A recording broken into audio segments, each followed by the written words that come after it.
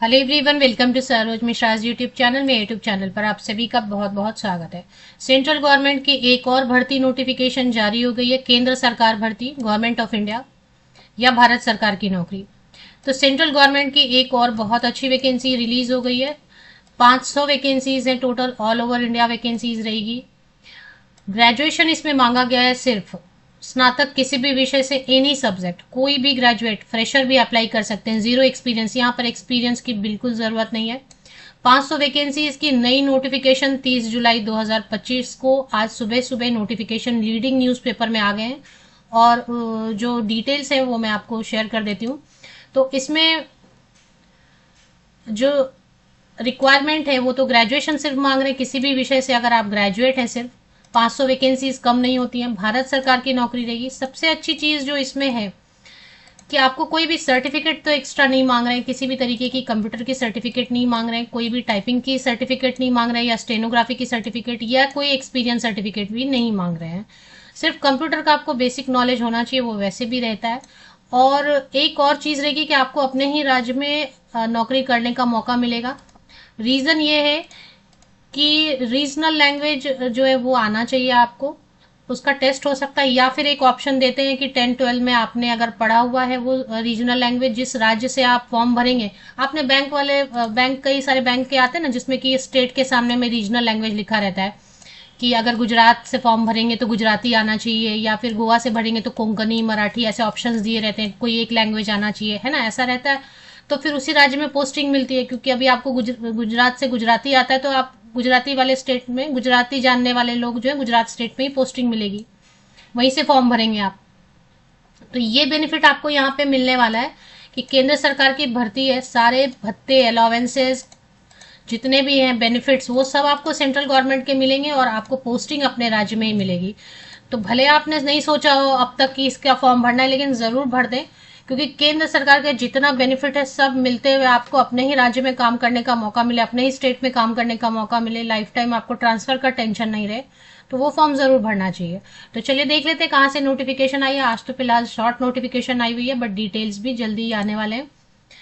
तो नोटिफिकेशन जारी गई है, the oriental insurance company limited, a government of India undertaking. इसकी ऑफिशियल वेबसाइट देख सकते हैं, लेकिन फिलहाल जो है शॉर्ट नोटिफिकेशन न्यूज़पेपर में, times of India, Hindustan times और कई सारे लीडिंग न्यूज़पेपर में ही पब्लिश हुआ है। तो डिटेल्ड एडवर्टीजमेंट 1 अगस्त को आ जाएगा, क्योंकि 2 अगस्त को, 1 अगस्त को विस्तृत विज्ञापन, डिटेल्ड एडवर्टीजमेंट ऑफिशियल वेबसाइट पे पब्लिश हो जाएगा। तब मैं डिटेल्स के साथ, और भी डिटेल्स के साथ वीडियो बना दूंगी। फिलहाल के लिए इतना है कि the oriental insurance company limited जो है, इसका जो मेन ब्रांच है हेडक्वार्टर न्यू दिल्ली में, but all over India branches रहते हैं, क्योंकि बड़ी कोई भी इंश्योरेंस कंपनी हो तो एक जगह से तो वो फंक्शन नहीं हो सकता उसका। तो सभी जगह पे उसके ब्रांचेस रहते हैं। 500 पोस्ट हैं all over India. Open market से मतलब ऑल ओवर इंडिया से कैंडिडेट अप्लाई करेंगे। और 2 अगस्त से लेकर 17 अगस्त तक आप एप्लीकेशन कर सकेंगे। इसमें जो एग्जाम रहेगा वो टीयर 1 एक एग्जाम रहेगा, 7 सितंबर को बता रहे हैं, डेट रखी हुई है। टीयर 2 फिर अक्टूबर में, 28 अक्टूबर को होगा। और एक रीजनल लैंग्वेज टेस्ट होगा। हो सकता है कि ये रीजनल लैंग्वेज टेस्ट के लिए कंडीशन रखे कि जिन्होंने 10th में या 12th में या ग्रेजुएशन में एक रीजनल लैंग्वेज पढ़ा है अपने स्टेट का, तो उनको नहीं देना हो, शायद ऐसा हो सकता है। तो वो तो डिटेल्ड एडवर्टीजमेंट आने पर ही पता चलेगा। तो फिलहाल ये है। एज की क्राइटेरिया जो अभी पिछले बार एडवर्टीजमेंट आया तो उसके हिसाब से अगर देखेंगे तो एज की क्राइटेरिया बहुत अच्छी नहीं है, बट चलिए देख लेते हैं, कुछ कैंडिडेट के लिए शायद हो सकता है डिसअपॉइंटिंग हो, तो वो भी चेक कर लेते हैं। तो OICL असिस्टेंट के लिए जो है रीजनल लैंग्वेज आना चाहिए, वो तो टेस्ट लेंगे, या फिर हो सकता है उसके लिए कुछ ऑप्शन और देंगे। एज की क्राइटेरिया टेंटेटिव मैं आपको बता रही हूँ, क्योंकि हो सकता है कुछ चेंजेस हो। 21 to 26 ईयर जनरल कैंडिडेट के लिए।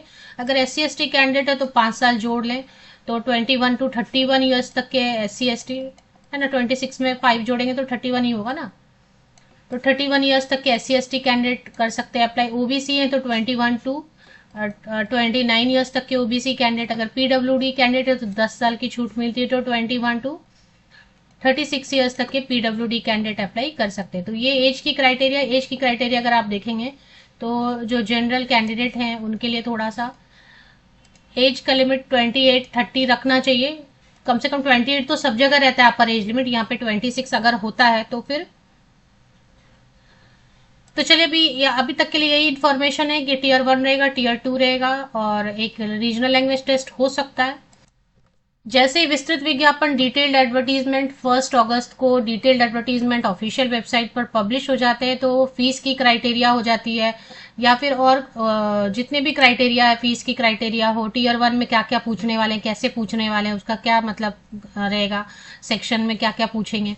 नॉर्मल तो वही रहेगा, जैसे सभी एग्जाम की आप तैयारी करते हैं वैसे यहाँ पे भी रहने वाला है कि न्यूमेरिकल एबिलिटी करने है तैयारी, reasoning, logic, English comprehension, grammar वगैरह रहता है थोड़ा, और जीके जीएस, थोड़ा फाइनेंस इंश्योरेंस बेस्ड क्वेश्चन रहेगा क्योंकि इंश्योरेंस की कंपनी है, तो ये सब रहेगा। मोस्टली यही रहता है। सब्जेक्ट का कुछ पूछेंगे नहीं क्योंकि सब्जेक्ट का टीचर तो बनाना नहीं है, तो बाकी यही सब रहता है। ऑन एन एवरेज सभी जगह यही पूछते हैं, उसमें थोड़ा सा डिफिकल्टी लेवल डिफरेंट हो सकता है, बट प्रीवियस ईयर के क्वेश्चन पेपर अवेलेबल होते हैं ऑनलाइन।